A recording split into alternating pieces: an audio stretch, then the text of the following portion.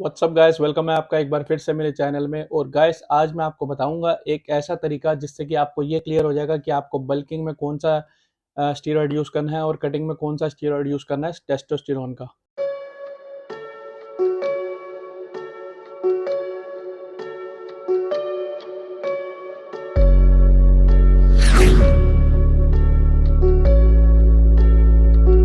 Guys, सबसे पहले मैं आपको बता देता हूँ कि टेस्टोस्टेरोन जो होता है एक एनाबॉलिक एंड्रोजेनिक कंपाउंड है, जो कि यूज़ किया जाता है आपकी परफॉर्मेंस को बढ़ाने के लिए, जिससे कि आपका जो टेस्टोस्टेरोन लेवल जो हमारा हार्मोन है, सेक्सुअल हार्मोन नेचुरल वे में शट डाउन हो जाता है। और उसको अच्छे से रिमेन रखने के लिए, प्रिवेंट रखने के लिए हम सिंथेटिक वे में, आर्टिफिशियल वे में इसको इंजेक्ट करते हैं, जिससे कि आपकी बॉडी में टेस्टोस्टेरोन लेवल का डाउन ना जाए, जिससे कि आपके मसल ग्रोथ में रुकावट ना आए और आप अच्छा बल्किंग कर पाएँ या कटिंग कर पाएँ, या फिर कोई अच्छा परफॉर्मेंस इनहेंस कर पाएँ अपनी, अगर आप एथलीट हैं, स्पोर्ट्स में हैं या फिर आप बॉडी बिल्डिंग में हैं तो। सबसे पहले मैं आपको दिखा देता हूँ ये कंपाउंड देखने में कैसे होते हैं, फिर मैं आपको तीनों का डिफरेंस बताऊंगा कि क्या डिफरेंसेस हैं। मेरे पास दो अवेलेबल हैं, मैं आपको दिखा देता हूँ। दो वाइल मेरे पास अवेलेबल हो पाई हैं, आपको दिखा देता हूँ इसमें क्या डिफरेंस है। जो मेरे पास साइपोनेट है ये ऑयल बेस होता है, येलो इसमें थोड़ा सा आपको दिख रहा होगा, और इसकी जो डोजेज होती है वो 200-250 mg पर ml के हिसाब से स्टार्ट होती है। और मैं आपको ये भी दिखा देता हूँ कि ये डोजेज इसकी कहाँ लिखी हुई है। और दूसरा है मेरे पास प्रॉपनेट। इनएंथेट मैं अवेलेबल नहीं करा पाया, तो मैं आपको प्रॉपनेट दिखा देता हूँ। ये थोड़ा सा लाइट होता है और ये 100 mg के उसमें अवेलेबल होता है। ये वाइट बेस्ड होता है, ट्रांसपेरेंट वाटर बेस्ड, जैसे वाटर ट्रांसपेरेंट होता है वैसे ये वाटर बेस्ड होता है, ट्रांसपेरेंट होता है कलर में।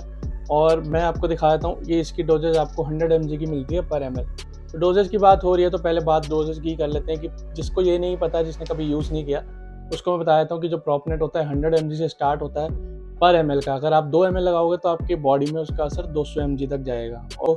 और जो मैंने आपको 250 mg का साइपोनेट दिखाया, अगर आप उसको इंजेक्ट करोगे 1 ml तो आपकी बॉडी में 250 mg तक का उसका असर जाएगा। नेट और साइपोनेट टोटली डिफरेंट सॉल्ट्स हैं, जिसके बारे में मैं आपको आगे बात करूंगा। उससे पहले मैं आपको बता देता हूँ कि इनएंथेट और साइपोनेट जो हैं बहुत सिमिलर हैं, दोनों बल्किंग में यूज़ किए जाते हैं। प्रॉपनेट डिफरेंट इसलिए क्योंकि ये कटिंग में यूज़ किया जाता है, इसकी हाफ लाइफ जो है वो कम होती है एज कम्पेयर टू इनएंथेट और साइपोनेट, क्योंकि साइपोनेट और इनएंथेट की जो हाफ लाइफ है वो लॉन्ग है और इसकी जो हाफ लाइफ है वो शॉर्ट है। अब मैं आपको बहुत एक सिंपल वे में बता देता हूँ। तो इसी तरह इनके अलग अलग एस्टर्स होते हैं।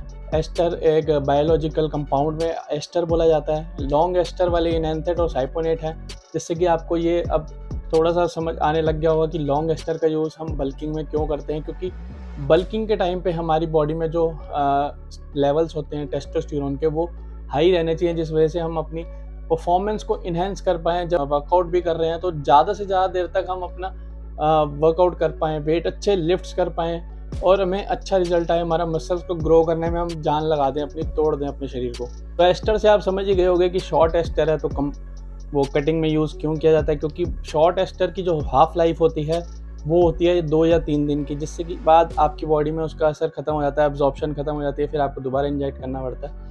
तो शॉर्ट एस्टर इसलिए यूज़ किए जाते हैं कटिंग के टाइम पे, क्योंकि शॉर्ट एस्टर से क्या होता है, आपकी बॉडी बहुत जल्दी एब्जॉर्ब करना बंद कर देती है और फिर आपको दोबारा इंजेक्ट करने पड़ते हैं। इसलिए मैं आपके डोजेस की बात कर रहा था कि जब 100 mg की शॉर्ट एस्टर आपको लगेगा प्रॉपनेट का, तो आपको हफ्ते में कम से कम 3 बार लगाना पड़ेगा, या 2 बार भी आप लगा के अपनी साइकिल स्टार्ट कर सकते हैं पहले 2 वीक तक। उससे क्या होगा कि आपकी बॉडी में हर 3 दिन में अगर ये लगेगा तो आपकी कटिंग की साइकिल अच्छी रहेगी, आपके टेस्टोस्टेरोन लेवल जो है वो एक लेवल तक अच्छे रहेंगे, लो नहीं जाएंगे। क्योंकि जब आपने इंजेक्टेबल लगाने शुरू करे, आपका नेचुरल तो बनना बंद हो गया टेस्टोस्टेरोन, तो आपको बाहर से इंजेक्ट करना पड़ता है, सिंथेटिक वे में, आर्टिफिशियल वे में, कुछ भी कह सकते हो आप।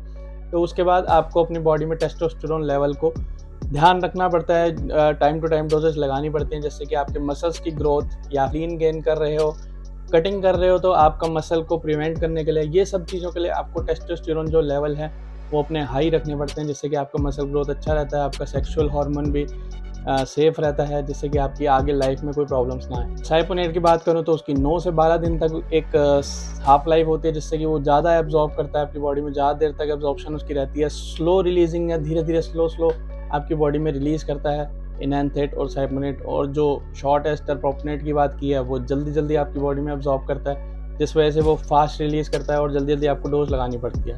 अगर मैं इसके रिजल्ट्स की बात करूँ तो 3 हफ्ते बाद आपको बॉडी में स्ट्रेंथ दिखने लग जाती है, आपकी स्ट्रेंथ बढ़ने लग जाती है और चौथे वीक में आते आते तक आपकी बॉडी में असर दिखना शुरू हो जाता है, जिसके बाद कई लोग जो साइकिल चला चुके हैं उनको पता होगा कि सामने वाला बंदा अगर एक्सपीरियंस है, उसको पता है कुछ, वो आपको देख के ही बता देते हैं कि भाई आपकी बॉडी में फ़र्क आना शुरू हो गया। क्योंकि कई बार ऐसा होता है कि आपको खुद नहीं पता चलता कि आपकी बॉडी में क्या चेंजेस आ रहे हैं, बट सामने वाला आपको बता देता है कि आपकी बॉडी में कुछ ना कुछ ऐसा चल रहा है। डिस्क्रिप्शन में मेंशन कर दूंगा कि कौन कौन से स्टैक आप इसके साथ चला सकते हो कटिंग के टाइम पे, बल्किंग के टाइम पे, और कौन सा वाला एस्टर आपको ज़्यादा बेनिफिट देगा इस वाली साइकिल में इसके साथ स्टैक करने पे।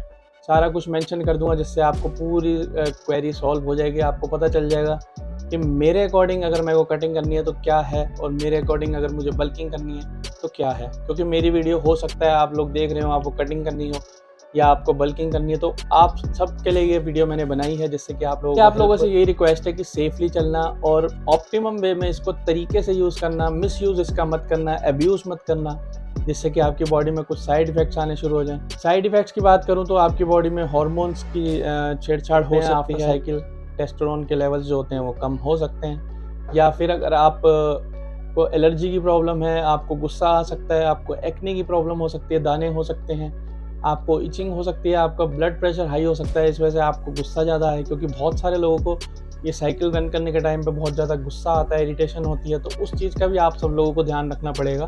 क्योंकि ये जो गेम है ये डिसिप्लिन की गेम है, पेशेंस की गेम है, और आप लोगों को बहुत इसका ध्यान रख के चलना पड़ेगा। इन तीनों शॉट्स में वाटर रिटेंशन आपका होता है, जिसकी वजह से आपकी बॉडी में वाटर रिटेंशन होना शुरू होता है बल्किंग के टाइम पे, गेनिंग के टाइम पे।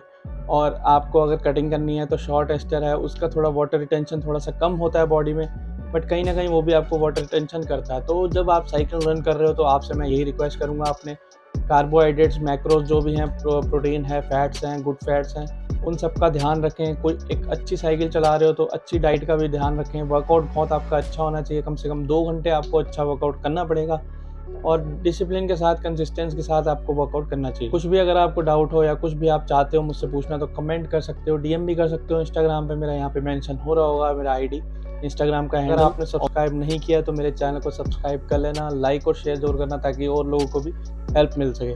तो वीडियो को कर देता हूँ मैं यहीं पे एंड, और जल्दी मिलूंगा एक और नई वीडियो के साथ। तब तक के लिए गुड बाय।